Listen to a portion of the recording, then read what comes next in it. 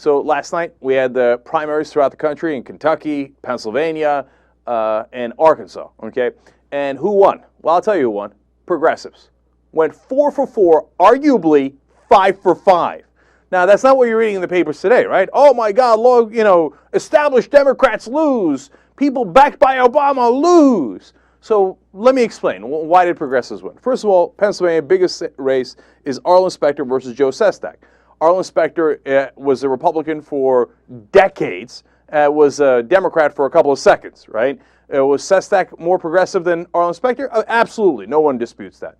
And Sestak won. So the more progressive candidate won in the most important election. That's 1-0 in favor of the progressives. Then when you go to John Murtha's old seat, well, then you had the Democrat, Mark Kritz, running against Tim Burns, the Republican.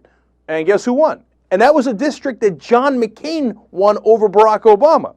And that's where the Republicans are like, oh, yeah, we got this one locked down. Democrats are going down. We're going to recapture the House and everything. Oopsie doopsie, Mark Kritz won. Democrat won. Okay, now Mark Kritz is not your top-of-the-line progressive. Okay, don't get me wrong. But, hey, he's a hell of a lot more progressive than the Republican. So that we're 2 for 2 there, right? Then you go over to Arkansas. Blanche Lincoln, established, conservative, Democrat, corporatist, as bad as it gets as far as the Democrats go, versus a real progressive, Bill Halter. You know what? They go to a runoff, okay? Blanche Lincoln was supposed to win easily. No. Instead, 3 weeks later, we're going to have another election where those two face off. That's definitely a win for the progressives. That's 3 for 3. Now you go to Kentucky. Rand Paul versus Trey Grayson. Trey Grayson is the guy picked by Mitch McConnell himself. A Republican stalwart will vote the party line. Rand Paul, look, a little cuckoo for Cocoa Puffs. Wants to get rid of the Department of Education, Americans with Disabilities Act, and the IRS. So you might say, well, and tea baggers love Rand Paul. Right? I'm sorry, the Tea Party folks love Rand Paul, right? So why is that a progressive victory? Well, first of all, it's a Republican primary, so progressives don't win anyway. But if you're going to say which one would progressives have preferred, definitely Rand Paul. Because as Rand Paul might be crazy on some of the other issues, but he's for auditing the Fed. That's progressives absolutely agree. He's against the surge in Afghanistan. Progressives absolutely agree. And he's very skeptical about the Patriot Act. Progressives agree. Him versus a guy who would have voted for corporate interest every single time, handpicked by Mitch McConnell? Oh, hell no, I'll go with Rand Paul every time. So we're 4 for 4. And why are we possibly 5 for 5? Because in the Blanche Lincoln-Bill Halter race, if Bill Halter had just won the progressive candidate, that actually might have been worse. Why?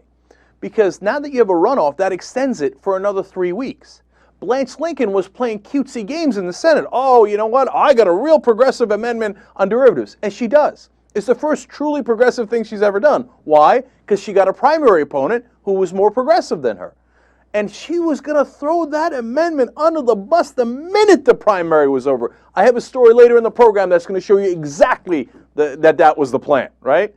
But now, all of a sudden, the primary isn't over. She's got to run for another 3 weeks.